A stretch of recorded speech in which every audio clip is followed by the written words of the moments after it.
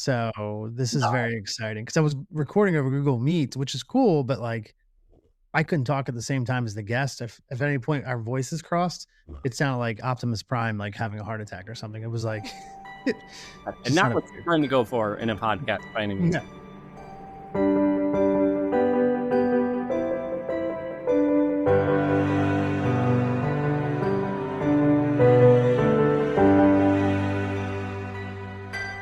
There are times in life when you're doing literally everything you're supposed to be doing. You're showing up, you're working, you're pushing forward. But if you're being honest, you're probably tired too. Not just physically, but mentally, emotionally, even spiritually. And it's a strange kind of tired because from the outside, nothing looks wrong. But on the inside, it feels like you're carrying something you just can't quite explain. Like you've drifted a little too far from yourself. Like you're moving, but you're not really living.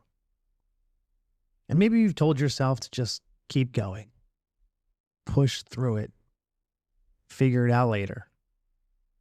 But here's the truth. You weren't meant to live your life constantly running on empty. You weren't meant to feel disconnected from your own energy, your own purpose, your own sense of self. Sometimes the most important thing you can do isn't to push harder. It's to pause, to breathe, to check in. Because even if you feel off right now, even if things feel heavy, you're not stuck. You're just being called back to yourself. And that return, that's where the shift begins. My name's Dan Bradley, and this is Braving the Brightside.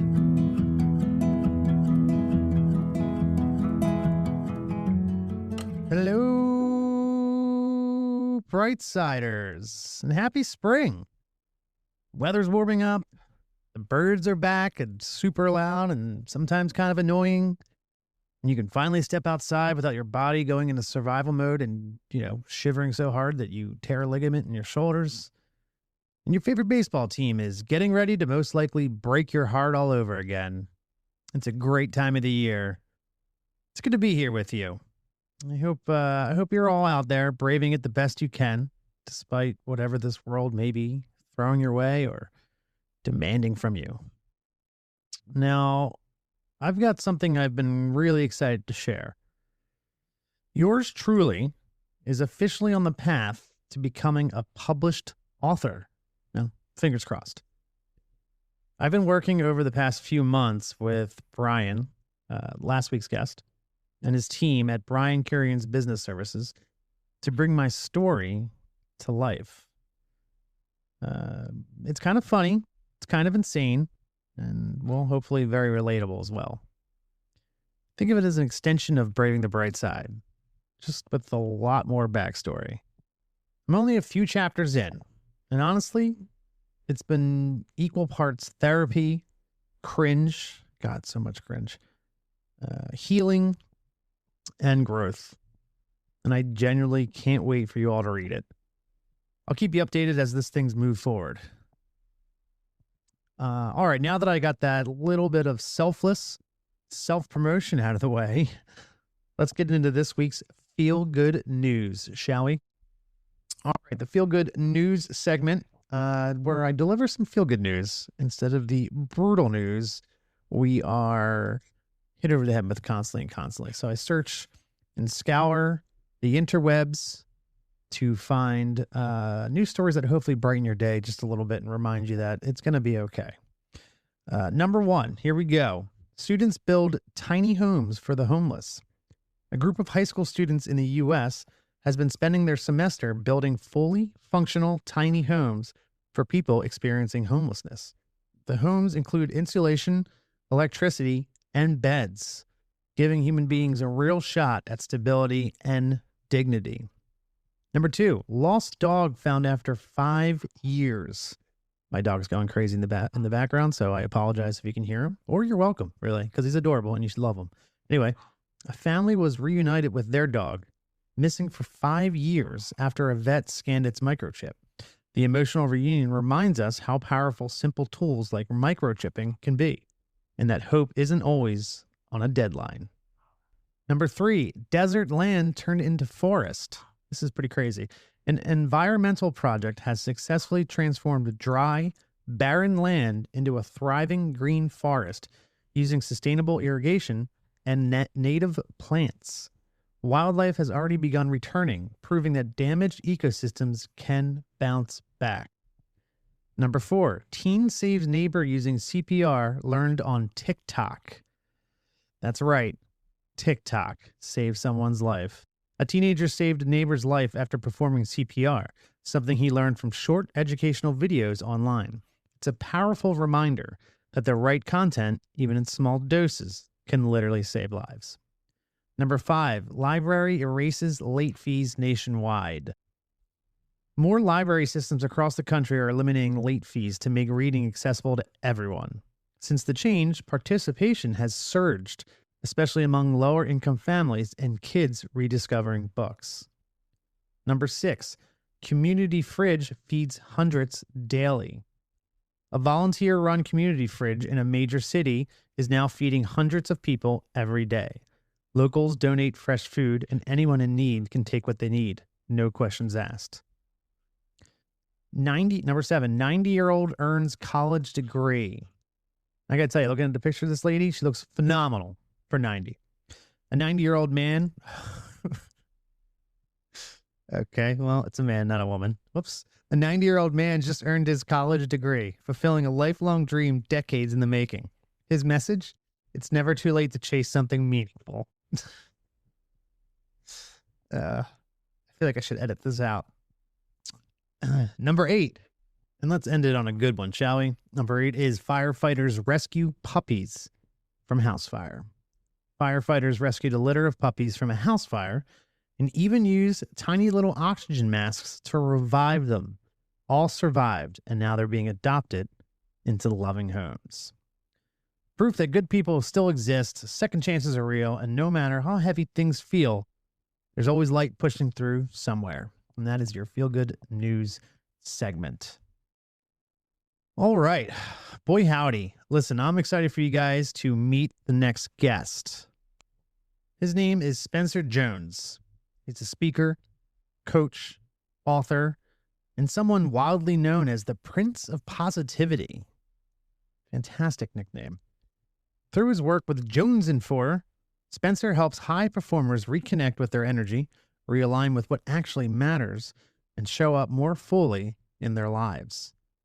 This was a really powerful conversation about burnout, alignment, and what it actually means to come back to yourself. Here's my conversation with Spencer Jones.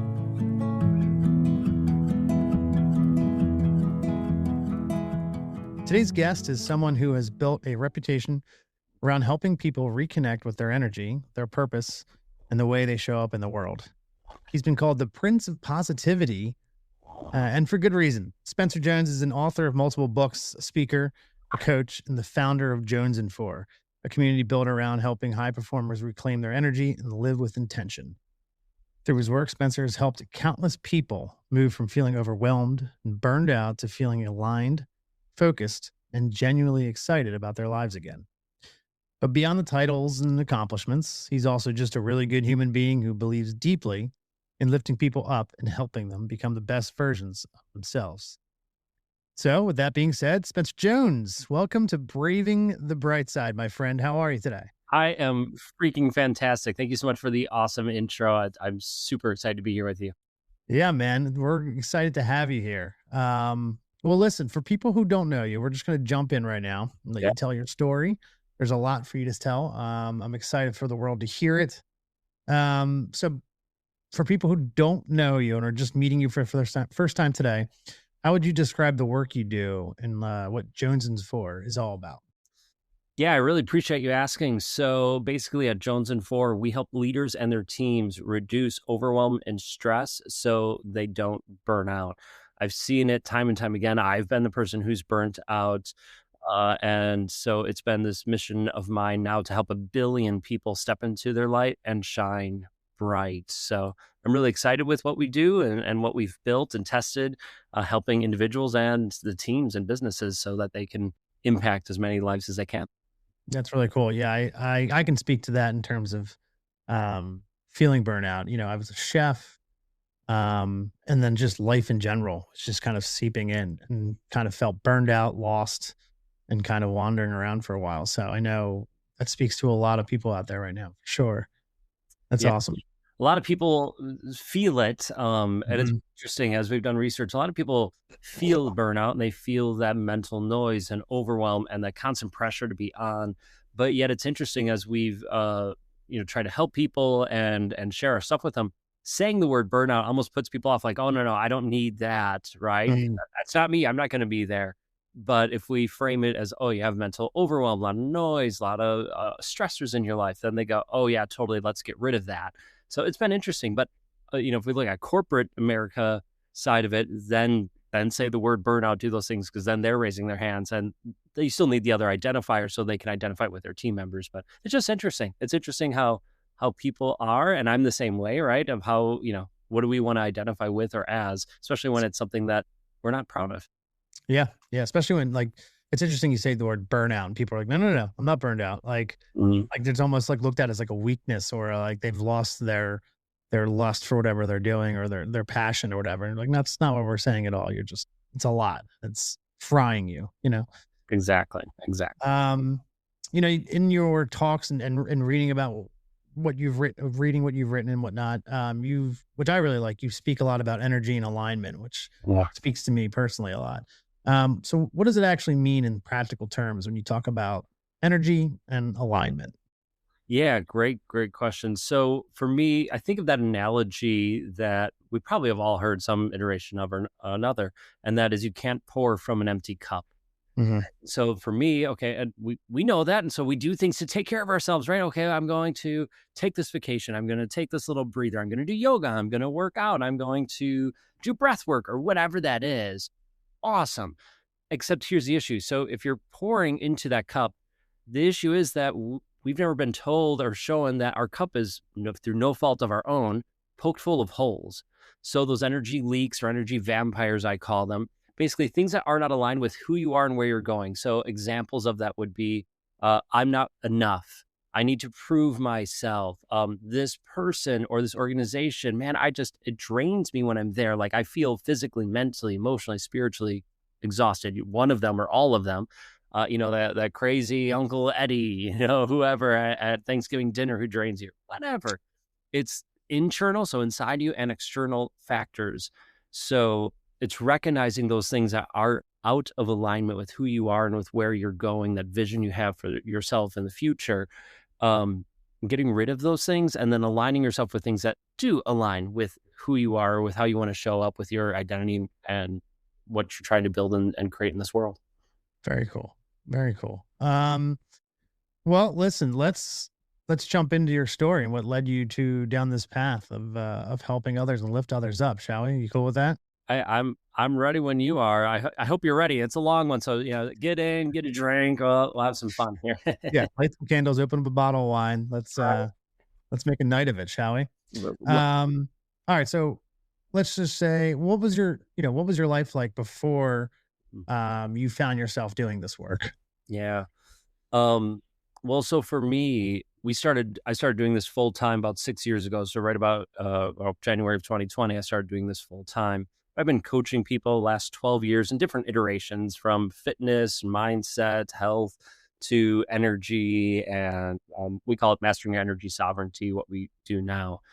But before I was a full time entrepreneur, even though I've had entrepreneurial journeys as a kid and onward, uh, I was a middle school and high school choir director. So they train pianists, love working with kids, love music and all of that. But I was trying to prove myself to the world so much, trying to prove who I am and have that notoriety, have that fame, money, and teaching is not going to get me money. Hopefully the entrepreneurial side would, but in any case, I was chasing it so much, making decisions, trying to lead with that ego, trying to prove myself so much, and just made stupid decisions like we all do, right? We all make stupid decisions and life checks us. And Sometimes we learn from them, sometimes we don't.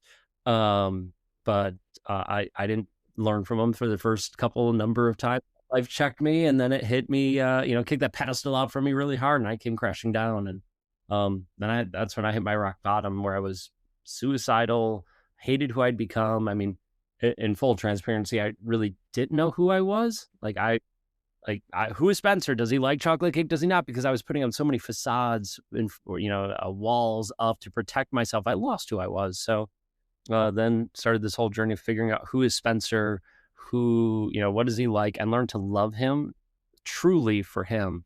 And it was a couple of year journey, but in that journey, we discovered the energy sovereignty pathway and the stuff that we do now. So it was beneficial, but it was a journey. Yeah, it always is a journey. And I'm very much one of those hard-headed people that it certainly took the life to kind of hit me with a couple uppercuts, not just one, to really be like, oh, okay, now I see. No, Now because I see what we're we're tough, supposed to right? do. Like, we're tough. Yeah. Like, no. Yeah, one punch isn't going to take me out. You got Right. to deliver all of them. Right. Right? We're hard-headed. Ugh. What was what was a major moment in your life when you realized that, well, your life wasn't aligned? Kind of what you're speaking to now, what you speak to others about. What was a moment in your life where you realized there was no alignment? I mean, there's multiple moments where there's like little signs of it, right, leading up through Yeah. it, and just recognizing it. And I'm making, because I knew personal growth at the time I was doing stuff, so I was making small adjustments, but it was only surface level. The big aha moment for me was hitting my rock bottom, was when I was suicidal. I made those choices, and I'm like, well, my looks like my family's gonna leave me. Like, I'm done. I have no friends, no family. It felt like at that Mhm. point. And they had every right to walk away. All those things. I lost friends, jobs, money, people. Uh, that was a point where I'm like, well, I'm effed. What? Yeah. Something needs to change. I mean, internally, I imagine it was a I, brutal struggle. I mean, I've never been. I've been in dark places, but I've never been in that dark of a place where Mhm. I I felt like. And my friends don't necessarily like when I'd share it this way, but this is how it felt to me. It's almost like a bomb went off, and literally everything shattered. As in, Mhm. there's just pieces of Spencer, pieces of whatever. And so I'm waking up going, oh, okay, like what? Who am I? Like, what's my reason why? What do I do? And the only thing I could grasp onto at that time, I remember, or at least for a reason why, was, well, I don't know what this is for. I promised my wife I wasn't going to kill myself, and she's sticking by my side, at least for now. We're still married, and I'm grateful for that. But at the time, I'm like, well, she's still sticking by my side so far, so this is good. What? Since I'm not going to kill myself, this has to be for something. I'm going to learn something that's going to allow me something. I don't know what, but I'm going to learn something that's going to help me help someone either get out of this faster or avoid this. But what that is, I have no clue. And so then I was just walking that journey, seeing a therapist, and he validated the stuff I was already doing that I've learned through personal growth, and then gave me more tools and strategies. And it's like, hard-headed. Sure, I'm going to do these things, but I'm only going to like look like I'm doing these things. It was only surface level. And now when I was at the rock bottom, it actually had fertile soil. It can be planted in and Mhm. water, allowed to grow. Wow. Yeah, I love that. That's interesting. I mean, I was going to ask you, what was the moment, what changed in you for you? But it sounds like, when you didn't know who you were, or you felt like you hit that rock bottom, you just kind of hung on to the fact that, okay, well, I'm still here. My wife's still here. I have to pivot at some point. Right. If I'm going to make it and survive and figure out and enjoy life, I need to figure this stuff out, because Yeah. what I've been doing hasn't been working, and it has been working for years. Like, I remember I was 12 years old, and 12 years old, and I was homeschooled as a kid, so I was always seemed like the outcast. But we had our homeschool group that got together and did ballroom dancing, of all things, for our PE class. So once a week we got together, and I remember my first year doing it. Kids my age, whatever, it was my brother and I, and then other kids who were all friends or family and connected cousins or whatever. And we were kind of like we weren't the rejects, but we were just like the outsiders of the homeschool group, right? And so it just felt bad, and I didn't enjoy it because I didn't have friends there, Yeah. and so I remember it was one of the last couple of weeks. And I'm like, I'm not going to do this again unless I get friends somehow, right? I have friends here. So I looked at how they dress, and they dressed more 70s style, right? So you're talking like polyester plaid pants, striped dress shirts, and stuff that clashed and was like horrible for the eyes. But and I looked at how they walked, how they talked, and did those things. And I remember going to a thrift store and going, "Hey, what would that person buy? You know, of that group, what would they buy?" And I was literally looking through that lens, buying clothes at a thrift store because I was, 12 or 13. I guess I was 13. And I'm like, okay, I'll get these clothes, putting it on, and walked in wearing them, so nervous. And lo and behold, then they talked to me, right? And then they talked and invited me in. Now you could say, oh, what a shallow group and all that. You're talking to like 13-year-old boys, right? So like, whatever. I get it, but also now I was accepted in the group, and they remained my friends throughout until I was my first year of college. And so I had that group, but that's the moment I changed who I was, how I dressed, how I walked, how I talked, just to fit in. And that was the impetus to everything that led up for the next, I could do math here, for the next 20 years, because it was 33 when I hit my rock bottom. So for 20 years, I was putting on all these facades. So you were literally, I mean, not literally, but you were putting on different clothes for different people that you were, hanging out with in your life, or different avenues you were going down. You were just, you know, 100%. When I changing hung the out with those facade. friends, I would dress like that. When I was in college, or I would still dress like that at times, but when I'm meeting these people, I would dress like this. When I'm at work, I would dress like this. And after I hit my rock bottom, and I just started a full-time business, right? And I hit rock bottom. Uh, as I figured myself out more and more, I signed up to go to chamber events, right? After COVID and all that stuff. Great. I'll sign up for chamber events. And I remember going, we're going to business after hours. I'm like, what the hell do I wear? Like, what do I see in pictures? People are all dressed up, or not like suits and stuff, but at least dress shirts and stuff like that. I'm like, well, but did I do that? Do I not do that? Like, what do I do to fit in? I'm like, well, hold on. I don't need to just wear what they're wearing anymore. I don't have to live that life. I could just be me. And so I wore one of my crazy suits, which I have a lot of, like, I have over a dozen bright and just really obnoxiously loud suits, which I just love to wear. And I wore that, and cool. And then now it's kind of become my calling card when I speak on stages or go to things like that. I often wear a jacket or a full suit that's kind of bright and crazy, or like tie dye, stuff like that. And so cool, but now I could just be me, and people don't bat an eye at it, right? I wear my hoodie. I'm wearing a hoodie full of patches, which is from events, and I could walk in wearing that to a black tie event, and you know what? It's going to be okay. I might feel a little weird at points, not going to lie. And, I try to be respectful and dress as needed, but also I don't need to impress. Yeah, that's great. That's powerful stuff. That's powerful stuff right there. Only because I messed up enough. Yeah, yeah, exactly. Same here. I got wiped off the face of the earth at one point, and then I was like, okay, well then just rebuild. I'm back from here, and it doesn't matter what anybody else thinks, because I've already hated myself for long enough. That's for sure. Right? I don't need more. Yeah. So was there a moment where you realized that, this wasn't just personal growth when you started making these changes and you started kind of figuring out who you were? Um, when did you realize, like, okay, I can use this to help people? Like, when, throughout your journey, as you pivoted back to finding who you were as Spencer Jones, when did you realize that you wanted to use this to start helping people? Yeah. So before I hit rock bottom, I was coaching fitness, and then that led into mindset. So I was already using some of the stuff I was learning to help people to a small degree, right? Just starting out with mindset, and then I hit rock bottom, and like, nope, okay, all that's done. And COVID happened shortly thereafter. And so then as I was going through this journey, I'm like, okay, my business needs to pivot because that's not working out the way what we planned because of COVID.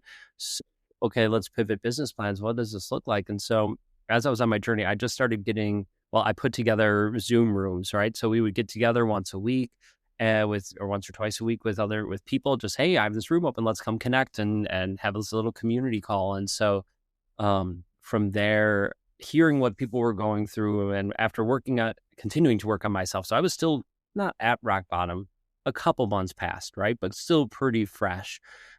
Talking with my therapist, working on stuff for me, and realizing that whole energy sovereignty pathway, that cup that's full of holes thing, and started working on it for me. I realized, hey, there's people out here who are struggling too with that same thing, at least to some degrees of it. let's see if we can help them. And so, probably like most entrepreneurs, I started out with, okay, this helped me. Now let's see if this helps other people, and then build it up from there. So it was like, okay, we'll start at square one. I'm at square two or three. Let me help people at our square one now. And then just we've built that up over time, and then, got rid of stuff that didn't align or didn't work as well, and refined it and all that good stuff. But it was pretty early on for me when I realized and saw, hey, other people in our community are struggling with this and they're asking me for help with it. Like, okay, well, we can do that. Mm, that's pretty cool. So, I mean, you built as you kind of rebuilt yourself too, Yeah. in a way. That's just 100. really cool. The stuff I teach has helped me Yeah. just as much, if not more, than it's helped anybody else. Right. I mean, that's how you know it's going to help other people because it's authentic. It comes Right. from your own journey. Exactly. Um, so that's that. I mean, is that how Jonesins for well kind of came about? Was that whole thing? Yeah, at least this iteration of Jones and Four. So when we Mhm. started out, it was fitness. So it was Jonesing to get fit. Like you're Jonesing for chocolate or Jones for positivity. So I Jones. appreciate the Jonesins as being a core part of your company name every time too. That's fantastic. Gotta have fun with it, right? Just enjoy it. So yeah, jonesing to get fit, and then we got more to mindset, and then as we shifted to this whole energy sovereignty and mindset and figuring out what this iteration was of it, we're like, I'm not doing as much fitness coaching. That doesn't make sense. Let's get rid of that. And we just said, well, let's just call it Jones and for. So you're jonesing for positivity, right? Or jonesing for whatever. And the tagline I said a lot at the time, still say a bunch, is live your life to the max. So, okay, you're jonesing to live your life to the max. So what does that look like? And this company grew throughout that. So the iterations are, okay, first it was positive and abundant mindset and helping people build what that looks like. Cause I knew the science and the hacks and strategies, but now let's go deeper with it. And the company kind of grew as I grew up with it, with doing this stuff myself, right? As I said, and we refined it Mhm. to the programs and stuff we have now. Um, what patterns do you still see in people who feel successful but kind of still off on the inside? You know? Well, one, they recognize, hey, I'm successful on paper, but it feels off. I don't feel like these wins are as big of a win anymore. Like this used to feel amazing, and now it just feels like, yeah, okay, on to the next thing. They feel overwhelmed often, like they can never catch up no matter how much they do. They have a lot of mental noise or overwhelm. So Mhm. it's like you have 1,000 tabs open, right? And it's is constantly just going and going and going and going. And no matter what you do, you can't seem to check them off fast enough. Um, and another big telltale sign is you're just exhausted. Like, Yeah. and it's different iterations, right? So we push down and be like, oh no, I'm good, or I'll take care of myself after this season. Once this project is done, once I'm through, whatever this project or season in my life, whatever, then I'll take care of myself. And then I'll go take that vacation. But do you? Very rarely, because then it gets filled with the next thing, onto the next thing. And if you do take a vacation, a trip, or you do something for you eventually, your mind is so wired to be like, well, what's the next thing? What's the next thing? What's the next thing? AKA another hole in your cup. No matter Yeah. what you do, it's just going to drain and not satiate you, not fill you up, not help you feel fulfilled for very long. If that makes Interesting. Yeah. Yeah. So you may physically take yourself out of it, but mentally you're still running yourself down even on 100%. vacation. Yeah. I can feel that for sure. One of the things that I found really interesting is you talk about energy sovereignty, Mhm. which I thought is really, really cool. Very interesting. Can you speak to that for people who don't know what that is? Yeah. So energy sovereignty is a term we came up with. So think of a king or a queen, you know, reigning their kingdom as it is, right? Uh-huh. So they're the manager there, that this is allowed in, this is not allowed in. Now put that with your energy or that cup analogy. Well, you're the king, the queen of your kingdom, of your energy kingdom. So what's allowed into your cup and what's not? So hold on. Why do we have these villains, these things, these energy vampires poking holes in our cup and draining us and stopping us from being our best? Well, you're the freaking king or queen. Kick them out, right? Kick them out. Tell them to hit the road and repair it. So then you can pick the align things that come in. Oh, yep, this aligns. Oh, yep, this aligns. Oh, nope, this doesn't. You stay out of here. And so you become the manager, for a lighter word. I like the word king or queen of your energy kingdom. Very cool. Where do you think people unknowingly leak the most energy in their lives that you've seen through your work? Maybe that might catch some listeners off guard. Be like, oh, well, Yeah. maybe that's me too. Yeah. Probably the biggest one that I've noticed with people is their internal belief system. So what they believe about themselves, because so often it is ingrained into us at an early age, as in from 0 to 8 years old, the vast majority of our beliefs are built and integrated into our whole system. And it can happen after, but generally that's the big time frame in our life. So I'm not worthy. I'm not enough. I need to prove myself. Who am I to be doing this? Money is scarce all the time, or just the couple iterations of it, right? And then you have like the core ones. Usually I need to prove myself because I'm not worthy, I'm not enough, or I need to be safe, things like that. And then it stems out in all these slightly different iterations. So the biggest thing that I've noticed for people that's sneaky is, well, what words am I saying to myself? So, we all talk to ourselves. We all have that internal dialogue. Mm-hmm. Is that internal voice supporting you and helping you, or is it belittling you? Is it and helping you or tearing you down, along with what you're saying to the world, right? Oh, I'm horrible at speaking on stage. Oh, I always mess this up, or I'm stupid. Even if you're joking, that's reinforcing that negative mindset, reinforcing those leaks, and so it just keeps growing. So the thoughts you think, the words you say, are some of the biggest ones that people catch. Now, what's cool is people are getting more and more aware of those, so that's good.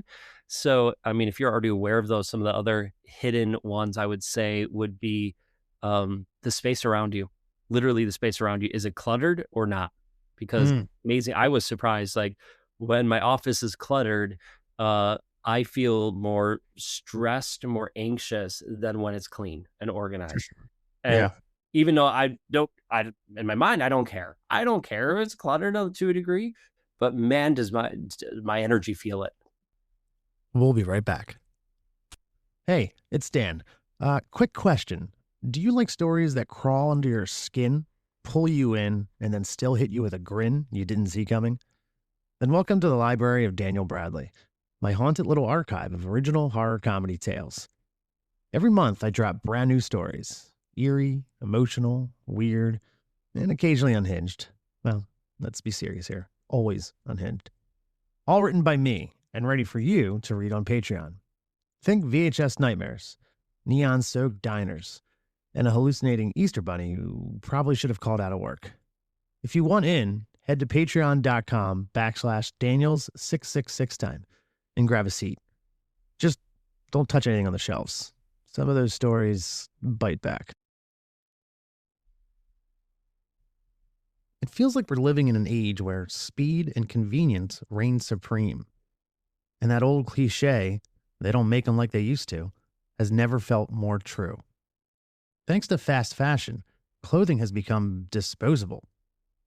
The Rethreadery is a Philly-based apparel and home shop focused on slow fashion, mending quality, reloved garments, and repurposing recycled materials into new, functional pieces.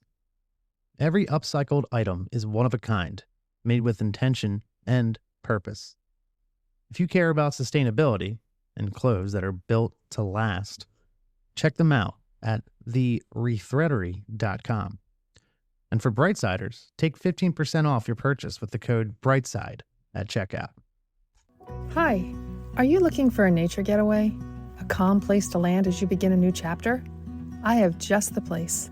There's a hidden gem in South Jersey, a spring-fed lake surrounded by a quiet pine forest. It's a nourishing retreat we call Haven, where guests can rest, play, and rediscover themselves. There are trails to wander, quiet spots to read or swim, and space to breathe just a little deeper. Come see what makes Haven so special. You'll find all the details in the show notes.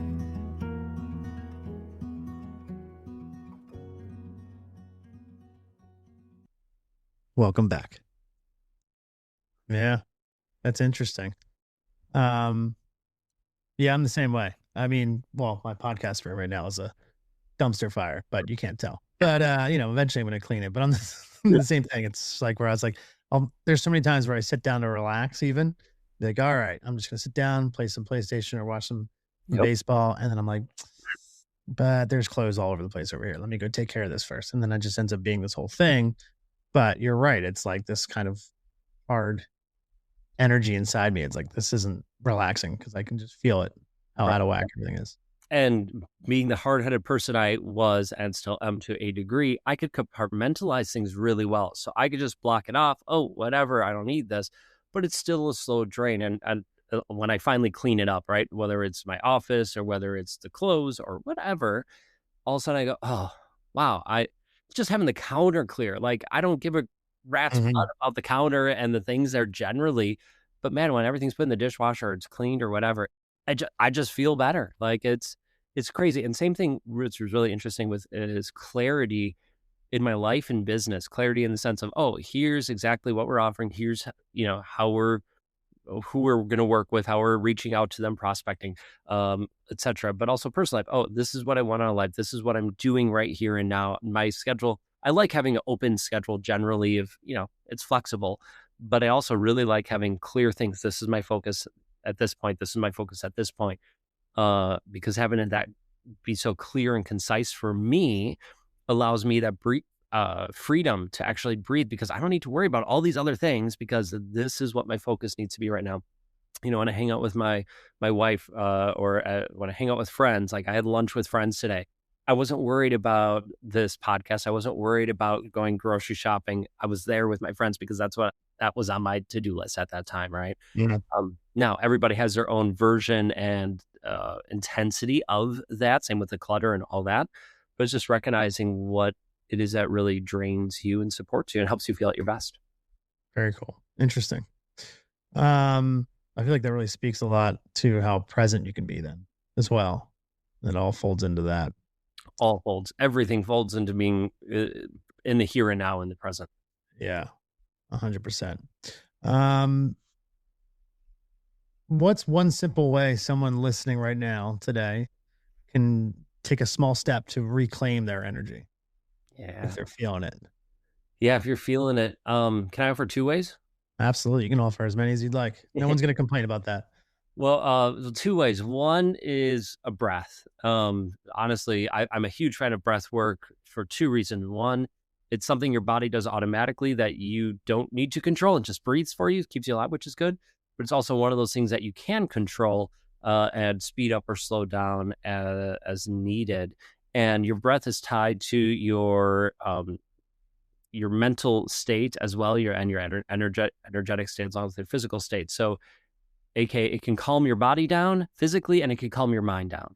So even just doing some slow deep breaths, right, like a slow exhale, slow deep inhale, and do that 2 times 3 times, right? It doesn't have to be long. 30 seconds. I recorded a reel today and it was 30 seconds, those 3 breaths, 5 seconds in, 5 seconds out, 3 times, and you just feel calmer, more centered because it is physically calming your body down, activating your vagus nerve and allowing your body to go, okay, I don't have to be in fight, flight, stress and that sympathetic nervous system. Let me go into parasympathetic, that calm, rest, digest state. So breath work is always one of my first go-tos for a quick tip. Now that's that. What I'm going to share are just quick tips to help you start on this journey, right? This isn't the full thing. If you want to chat, we can chat, but I just want to make that really clear because it drives me crazy when people say, well, this hack is going to solve everything for Right. you, right? This is the golden pill. And no, I'm sorry. Like you can advance really quickly. You can go through things, but there's not a one size fits. Like this is it, right? This is the hack Yeah. that can change everything for you. So breath work is huge and it's a great way to help you reset, come back to center, but it doesn't necessarily stop the drains, if that makes sense. So one of the first strategies I like to teach when I'm on podcasts, if I can, or on stages is something I call the energy audit. And so I call it a daily energy audit. And I invite everybody to do it daily. It could take 30 seconds for you to do. So it's nothing terribly long. It's easy to do. I'll take a little bit longer than 30 seconds to explain it, but it's pretty easy. There's 4 steps. and then a bonus fifth step. So the first step is pause. So just pause what you're doing. Just be present, right? So pause. Second is to scan, and you're scanning your mind, your body, your heart. So, okay, is my mind racing? Is it having lots of thoughts, or is it calm? Is my body tense, or is it relaxed? What feelings and emotions am I having in my heart right now? No judgment, just awareness of all those things. Great. So you paused, you scanned. Now the third step is to label it. So you're labeling it on a scale of, you pick the scale, 1 through 10. I like weird numbers, so like 1 through 17, but you do whatever you want. So let's do 1 through 10 just to keep it easy. So you label it, 1 being I'm exhausted and drained, or, very low. 10, I'm feeling energized and dynamic. That feels great. So where are you on that scale? No judgment, but if you were to add your mind, body, and heart, what number would represent that pretty well?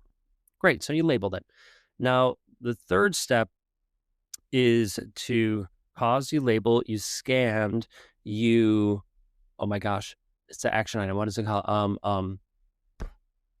Why? Oh, sure. Now it's a brain fart as we're doing this. Anyway, so what's the action step that you are going to take? So what's one small action? I can't think of this to save my life. This is going to drive me nuts. Kai teaches one all the time. So anyway, so what's one? Start throwing words at you if you want. I don't know. Right? Really confuse people. Okay, so you paused, you labeled, you scanned, and now you're pause, scanned, labeled. Shoot, I'll think of it. Anyway. Jump? I don't know. All right. What's one action? Just what's one action? What action can you take to take that number up 1? So let's say you're at a 3. What's one small action you could take to take it to a 4? Right? So maybe it's getting up and stretching, doing some breath work.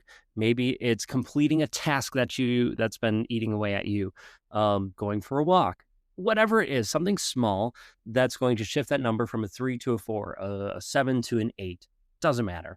Mm-hmm. Fifth bonus step is go do the thing. Don't just say, well, I'm going to do this. Oh, it was decide. That's what it is. So you're deciding on that small action. So you pause, you scan, you label, you decide what action's going to fit, and then you go take action with it. So that's the daily energy audit. It's nothing crazy, but it's a great way to help you start recognizing and becoming aware of what's draining you, and then starting to take action on it. Because if you're not aware, right, awareness is the first step for everything. If you're not aware of anything in your life, you're not going to appreciate it or change it, right? So, I'm aware, I like this. Cool. Well, then you don't like it. If you're aware, hey, I don't like this, well, then you have a couple options. Well, you have to accept it, right? So there's 3 A's: awareness, and then acceptance. I need to accept that this is part of my life, good or bad, right? I like it, I don't like it, whatever. And then action. So, I'm going to celebrate it because I enjoy it, or I need to change this. So I'm aware, I accept, and now let me go take the appropriate action that fits me and however aligned that thing is. Wow. Interesting. That's really cool. You came up with that whole system yourself? Yeah. Yeah, very cool. That's amazing. Thank you. What's the difference? Because I know I feel like I've been on both sides of this. Mm-hmm. And you speak to that, and I've seen the videos and in your books and your talks and stuff, but what's the difference between someone who performs from literally pressure, like, I just got to get this done by this date. I got to get this done because this person expects this of me. Somebody who performs from pressure, but then someone who performs from being aligned. From pressure standpoint, so if the leader is performing from I need to get this done, I need to prove myself, or just whatever that pressure stance is, they're going to feel rushed. They're going to feel like they can never quite get enough done with it. Not necessarily perfectionism, although that can play into it a lot too. But generally, they're going to feel rushed, like they need to just push it through, force people to do it, to see things, and to achieve that result. And in doing so, they're going to be drained and exhausted. And they might believe in what they're doing, right? But they're physically, mentally, emotionally exhausted by the end. They also might struggle making clear decisions about it because they're so pressured and have that overwhelm going on that things start to get muddy, and it's hard to make clear decisions. So they're not they're not calm, right? They're flustered. They're get aggravated really quickly and easily, and all those things can summarize, right? And everybody's a little different, but those are some of the key signs and feelings we could see with them, and especially of what they feel, as opposed to what I call coming from peaceful power. So coming from that place of alignment. Okay, this is who I am. This is where I'm going. Well, now I'm calm no matter the pressure. I'm being that lighthouse in that storm, as it were. So my decisions are clear. I'm not worried. There might be 1,000 decisions, or 1,000 things going on, but I know this is what I need to do. This is a direction. I'm not worried about that. I feel calm and confident with the stuff we're producing, and my team around me feels calm and present. And even though they're their own people, maybe they're stressing out to a degree, unless hopefully I'm teaching them and helping them, but then they're going to feed off my energy. So if I'm frazzled, they're going to be more frazzled. If I'm calm, they're going to be calmer. So those are some of the signs, if that makes sense. It does make sense. Would you call that peaceful power? Yeah, you're coming from a place of peaceful power.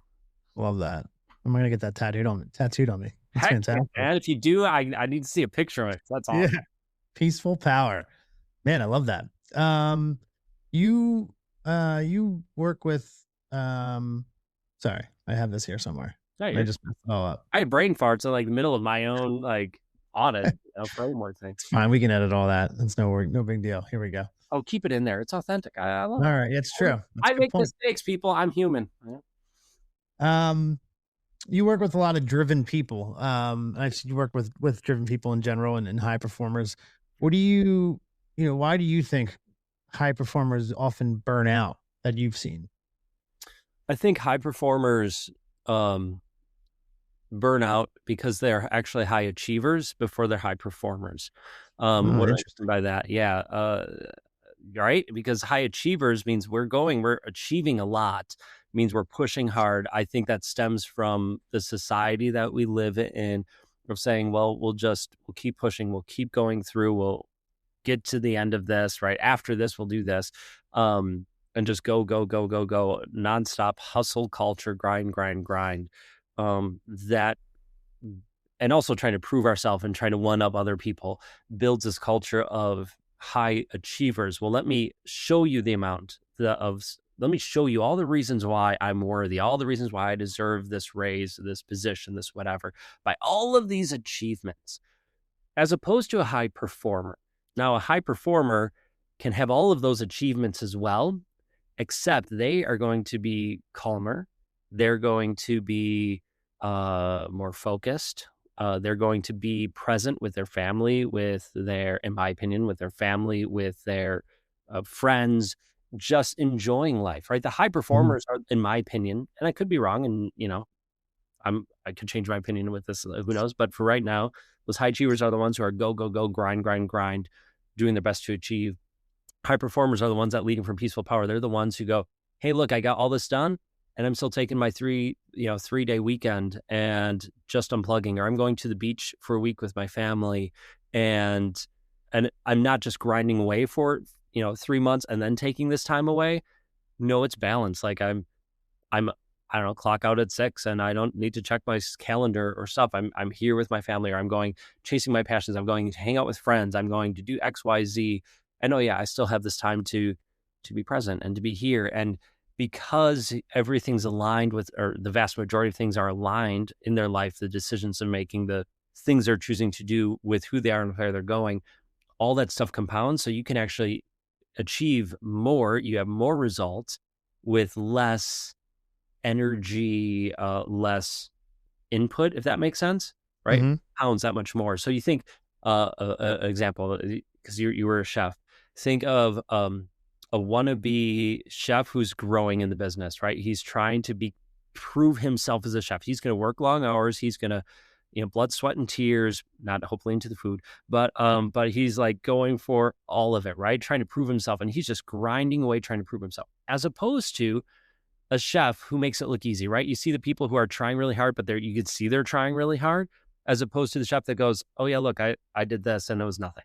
Like I sliced this onion, I made this whole thing, and right. Holy crap, how do they do that? They made it look easy. Why? Because Yeah. they're eating that, maybe not from peaceful environment, but they have it trained and down so well, everything was so aligned that it made it look easy. Same thing with high achievers to high performers. I hated those chefs, by the way. You But know, you were one to some of them, I bet, right? yeah, sure. I Right? would love that actually. I'm just gonna tell myself that's the case. Um, I don't know. It was Very interesting. like a different analogy for it than, and maybe it doesn't fully apply.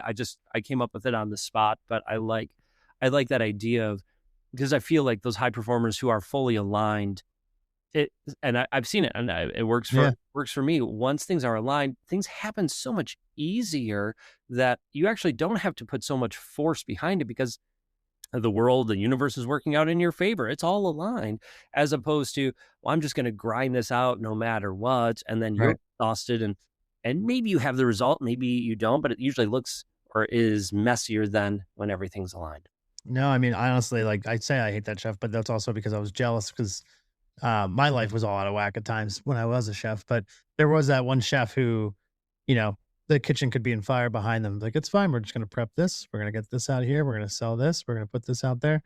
And then everything's going to be fine. And like nothing could get to them because, like you said, they were aligned and then they had like their life figured out. They had their home life figured out.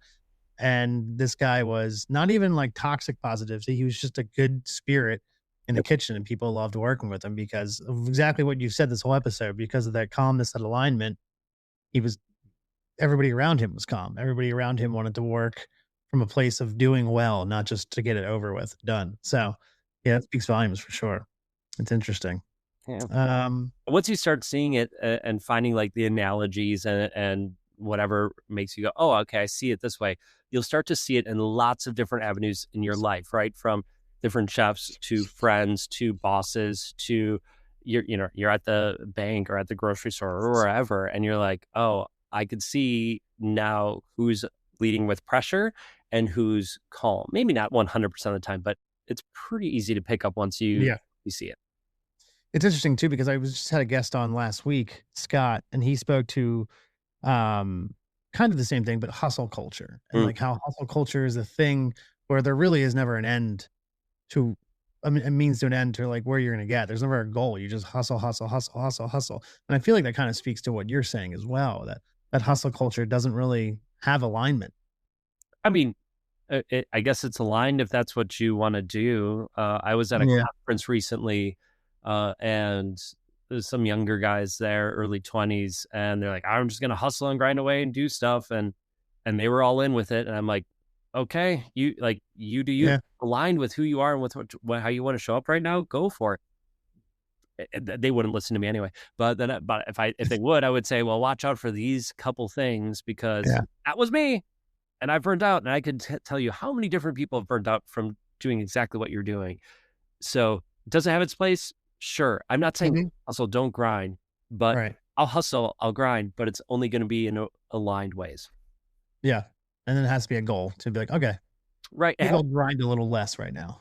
Right. We don't have to, like, we all have busy seasons in our life and shorter and calmer seasons. And we're built that way. We are physically not built to just be on constant high performance mode all the time. High performers are Mhm. high performers because they take time to not be high performer. They take time to sit, chill with their family, go to the beach, go read a book, right? Have those blocks of time. We as humans in hustle culture, especially, it's like just go, go, go, go, go, go, go, go, go, go, Yeah. go. You never take a time off, as opposed to, hold on, it's a busy season, right? You go to hunter gatherer time in our life.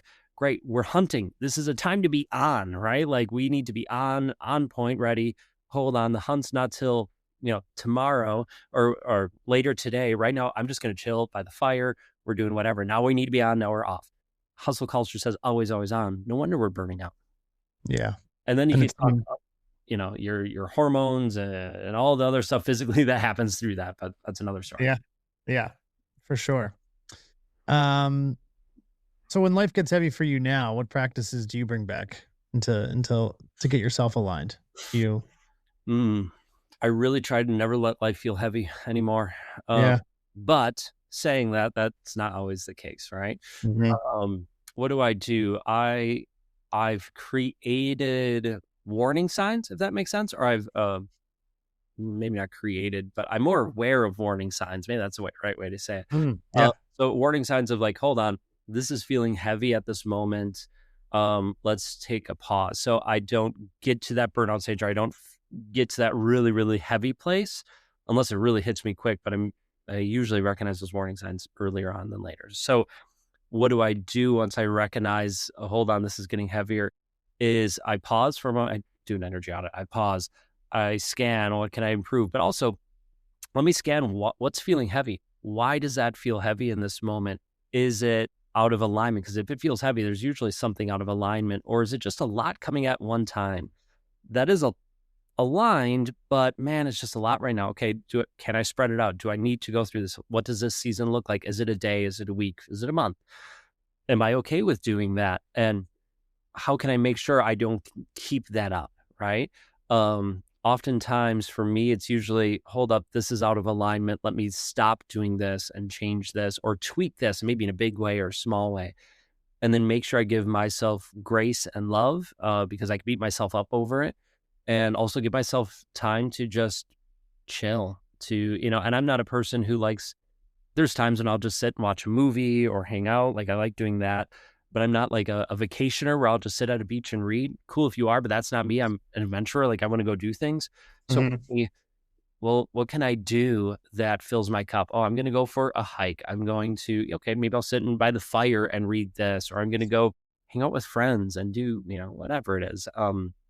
Like that stuff, but intentionally schedule those things when I start feeling that heaviness, and do more of that, as a matter of fact. Unless little seasons like, oh God, okay.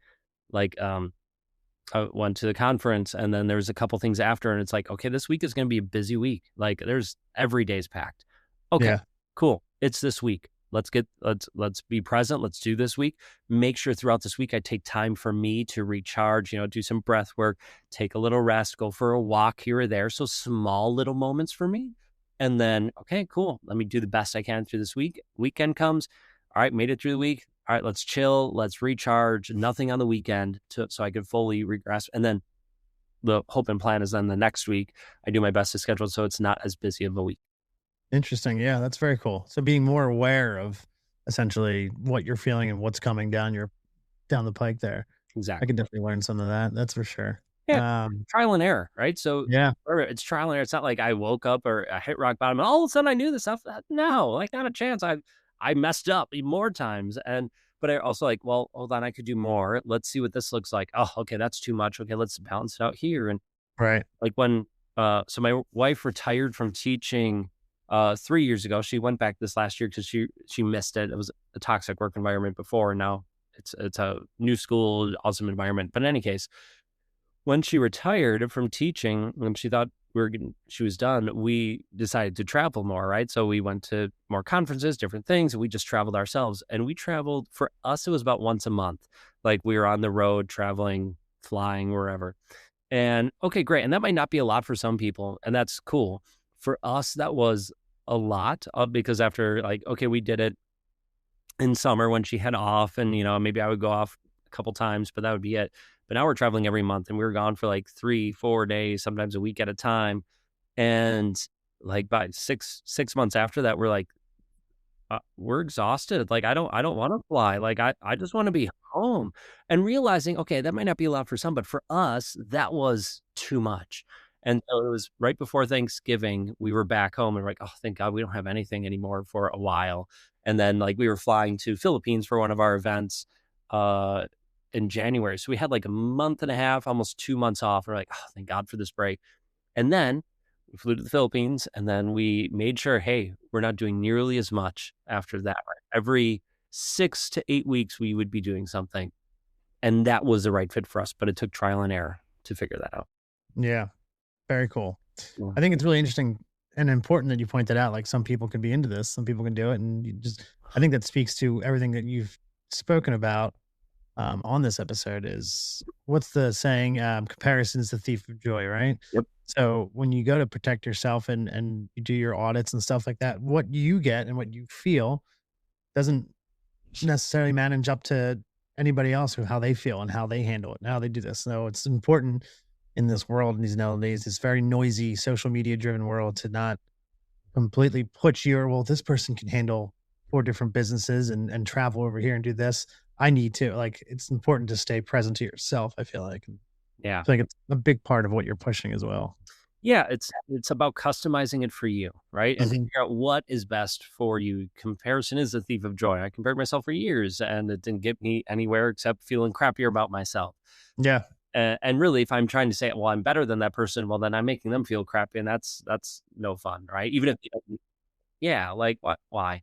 So yeah, make it work for you. And for the business owners, you're like, oh my gosh, these people are running 4 businesses or doing all these things. One, maybe that works for them and energizes them. Maybe they're burning out and they're not going to admit it or know it. And you wouldn't necessarily recognize it or know it because, well, look at all the success they've had. Right. And, or maybe they have systems in place that allow them to do that. They built these businesses and they have teams to help run it, or AI helping it, whatever, right? So they have these things, the systems in place to help them run all these businesses and be successful, and or maybe they're just putting on a facade and they're not really all that successful, right? Right. There's so many options. Who cares? It's about finding what works best for you and for everything. Yeah. 100%. If someone out there someone listening feels overwhelmed, burned out, or lost right now, what would you want them to hear today?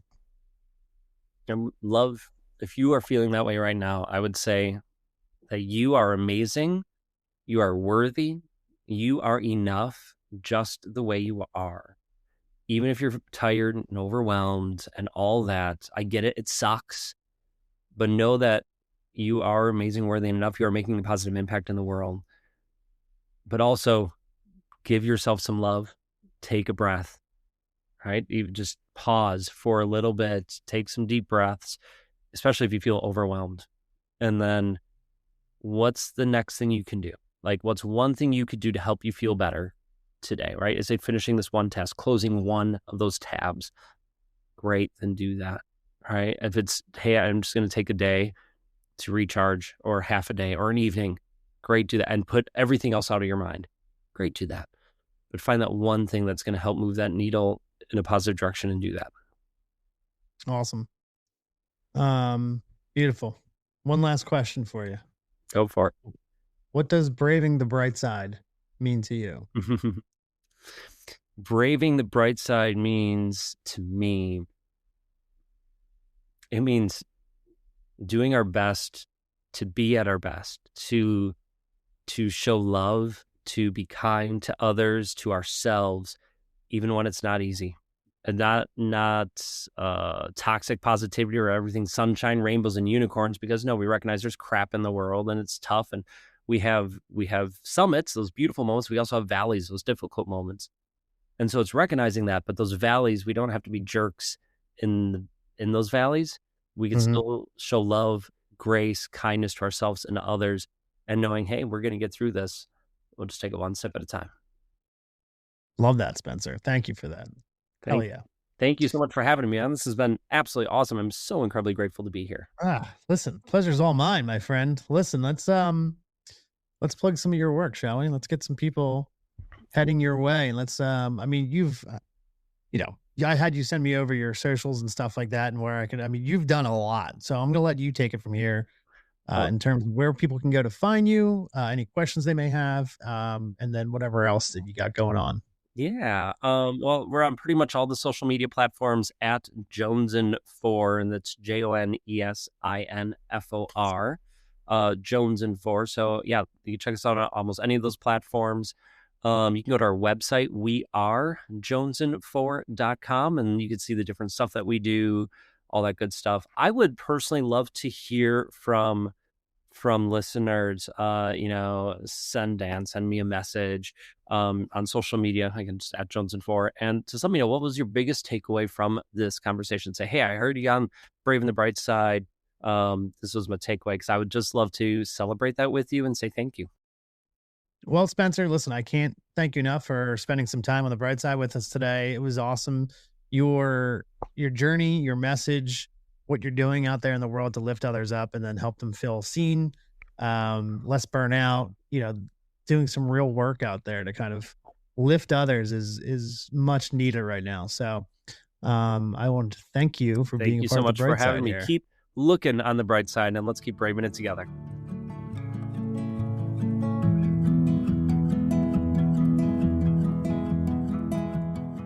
Man, this conversation with Spencer really stuck with me because it's easy to think that if we just keep pushing, keep grinding, keep doing more, eventually things will click. But what we talked about today is something deeper than that. It's about the reality that you can be doing everything quote unquote right on the outside and still feel completely off in the inside. And that doesn't mean you're broken. Doesn't mean you're failing. It just means something within you is asking to be realigned. Spencer brought a lot of clarity to that idea. This concept of energy, awareness, of actually checking in with yourself instead of constantly overriding how you feel. And I think that's something a lot of us need to hear right now. Not how to do more, but how to come back to ourselves. So Spencer, thanks, man. Thank you for your honesty, your perspective, and the work you're doing to help people show up in their lives with more clarity, more intention, and a whole lot more presence. I really appreciate you coming on and sharing this with us. And with that said, if you're struggling right now, please remember this. None of us are meant to do this alone, and you don't have to. If something in today's conversation stirred something in you, or if you just need someone to talk to, I'd generally love to hear from you. You can reach out anytime at bravingthebrightside@gmail.com or find me on Instagram at braving_thebrightside. And if you've got a story you feel called to share, well, maybe your voice is one we need to hear on this show. Thank you for spending a little time on the bright side with me today. Until next time, keep braving it. One step, one sunrise, one honest conversation, and yes, one aligned day at a time. I'll see you next time.